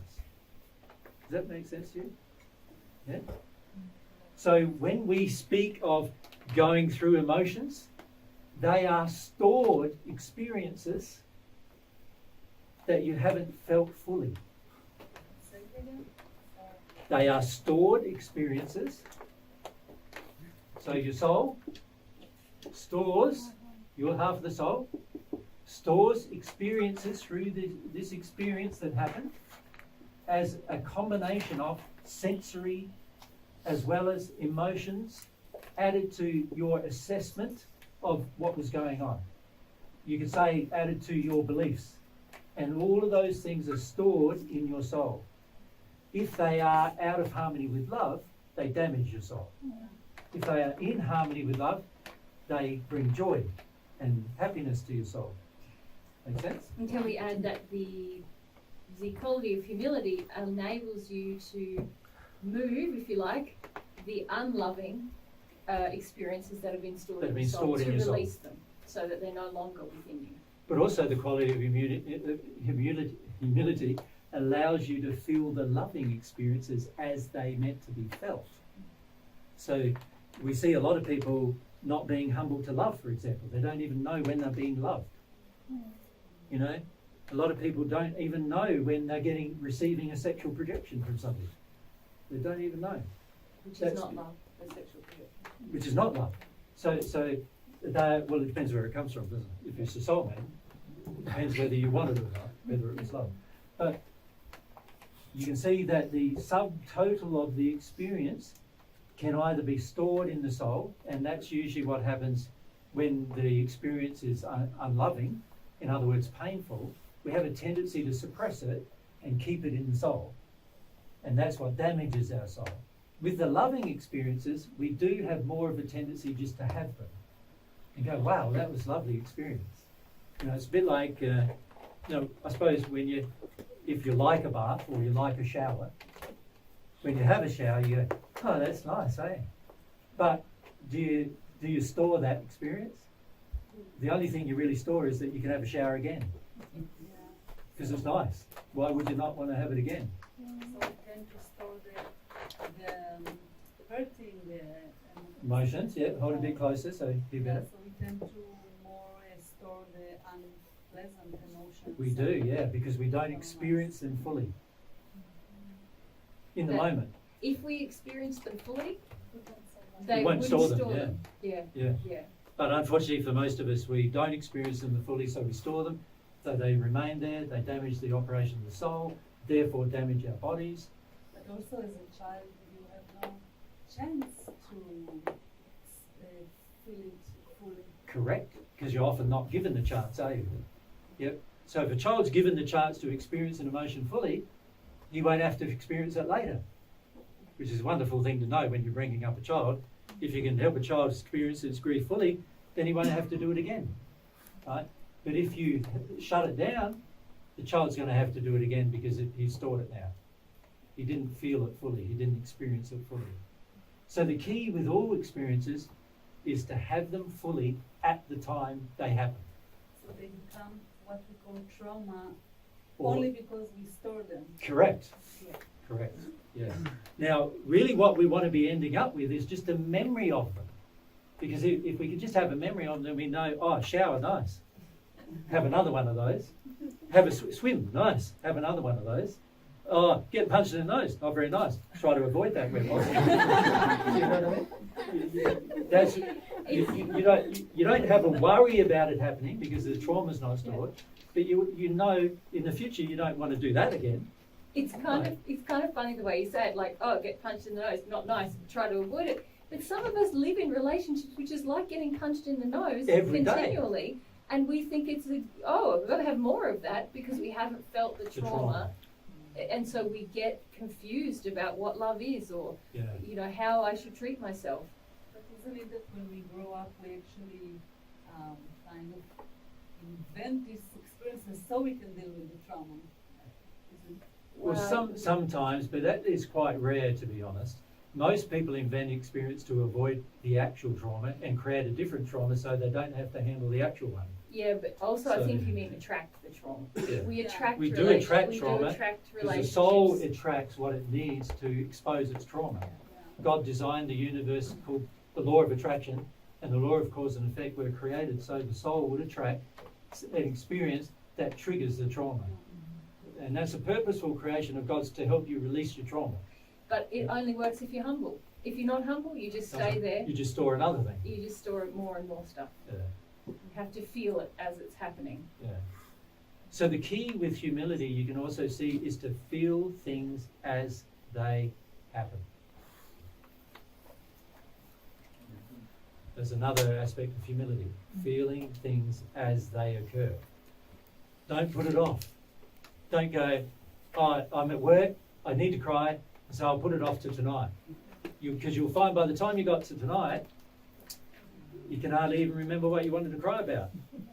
Or you're going to And it's take gonna be stored. effort and to get back there, and Yeah. Now, of course, it's very hard in today's society to do things like that, isn't it? Because you're at work and they expect you to not cry. They expect you to be productive and so forth. And so a truly loving environment would say, if you need to cry, go and cry. So when we are working with people, anytime they need to cry, they can go off crying. Even when they want to be angry, which is not really humble yet. They're allowed to do that too, right? A lot of people say they love coming to do things in God's way, which is our non-profit, because they, just for that one thing, they're usually working somewhere else to get money, and when they come and do jobs, they can just have their feelings as they happen. Yeah. So one of the secrets of humility is have the feeling as you have it. Have it in full. Let it happen to the end. Joy as well as sadness. Which leads me to my next question about grief. I don't think in my life before, grief is very associated with death. I don't think I ever was so open to have to go through and experience this emotion till I had Someone die. Tragic. Yeah.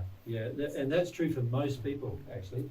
What happens in the soul, all these built up experiences of the past sort of add a lot of grief to the soul.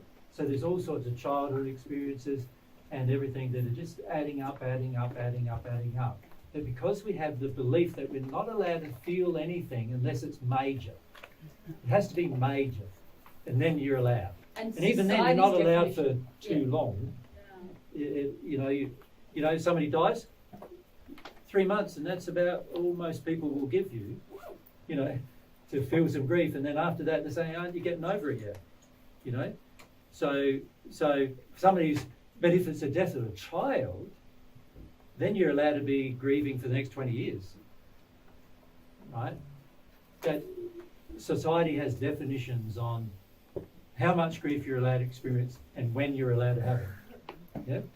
Now, the trouble is you've got built up grief over time. When you do have a major thing happen and you're telling yourself now you're allowed to feel it, it's not only that you're going to be feeling. It's going to be a whole slew of like other things from all sorts of places that you start feeling. That's all the stored stuff as well.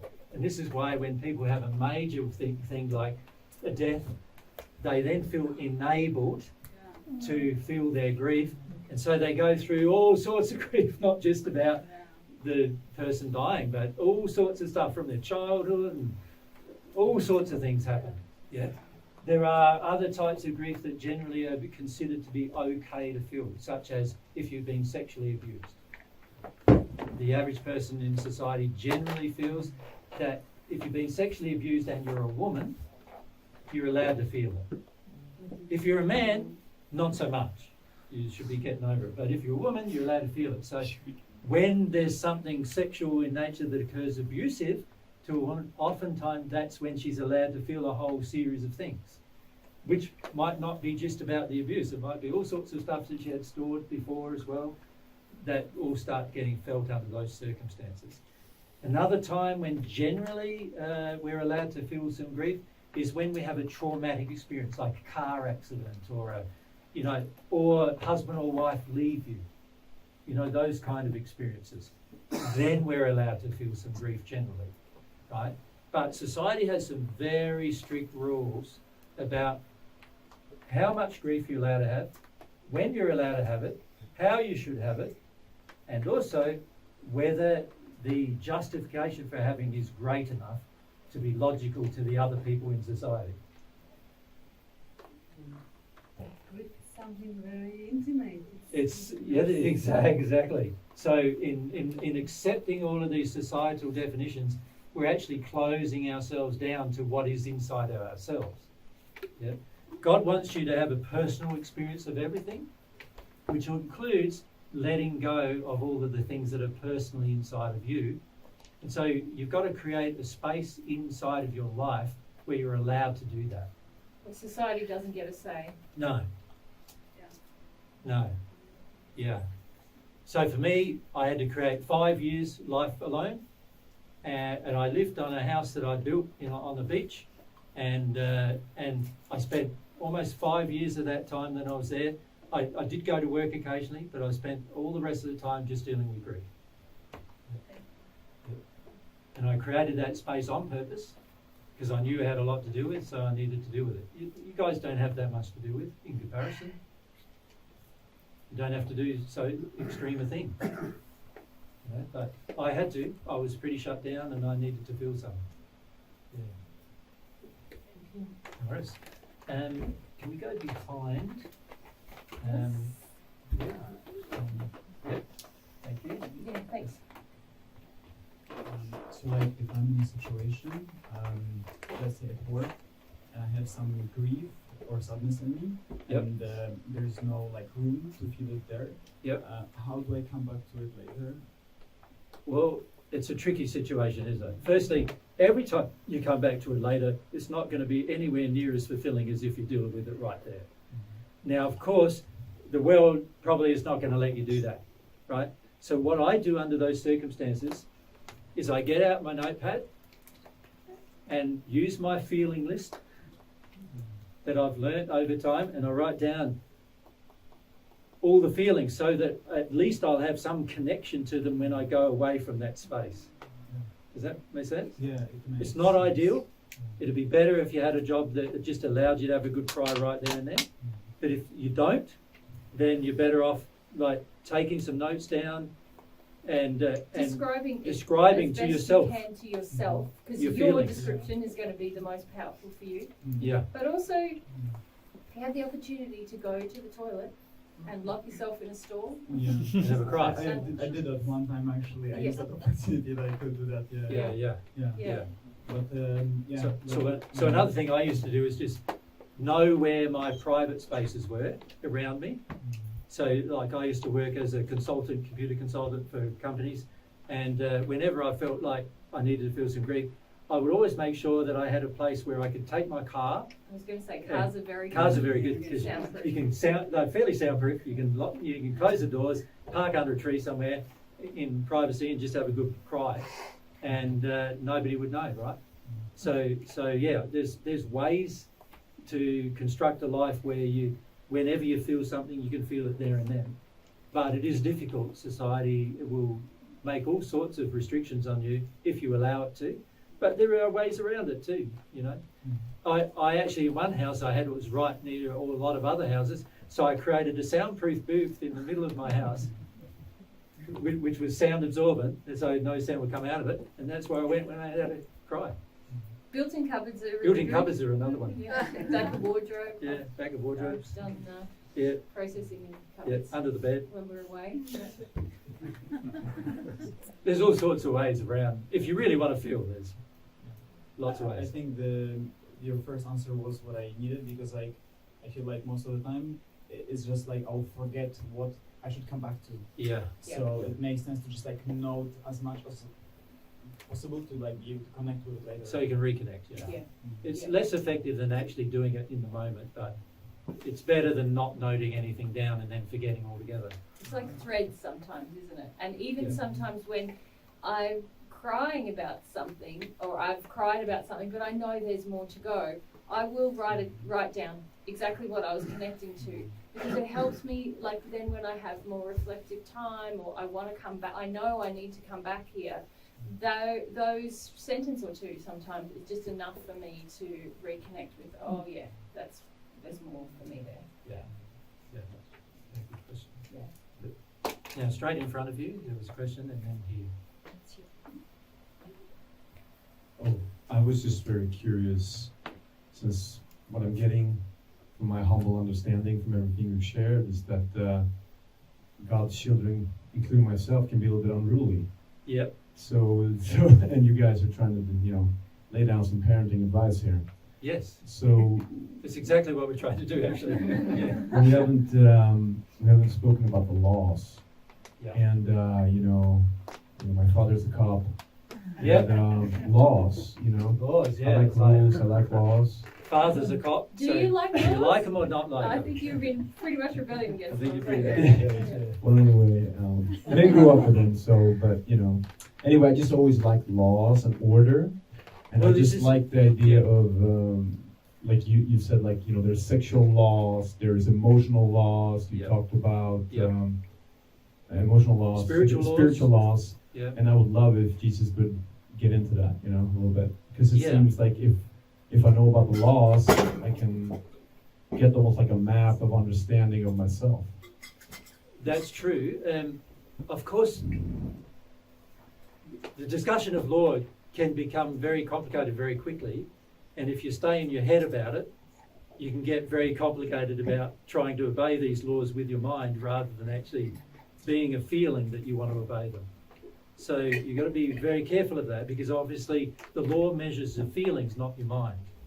Right? So perhaps what we need to do, we'll have a break now maybe, and what we need to do after the break is talk about some basic principles surrounding law rather than the laws themselves. Because there are some fundamental principles surrounding law that it's worth understanding, and also it demystifies many of the laws if you understand the fundamental principles guiding those laws. Does that make sense? Because God has literally made, there's billions of laws. So no discussion about law will ever be complete when we have a finite amount of time. So what we need to do is reduce those laws somehow into principles that would make more logical sense, so that we can say, right, this principle is there, so there must be laws about it. This principle is here, so there must be laws about it. And this will help you greatly in terms of doing some things in your life where you start to recognize and respect not only the law itself, but actually God's authority to be able to make them. Because remember, He created us, so He made the laws. And a lot of times we don't respect His authority to do so. We sort of think, well, we should get away with not obeying the law, is what we think. So it's very important to understand some of the principles about law. So what we'll do is have a break now, because both Mary and I need to go to the toilet, even if you don't. And then we'll come back and just have a short discussion about the principles, and also how to find out more about those principles. Okay? Thank you.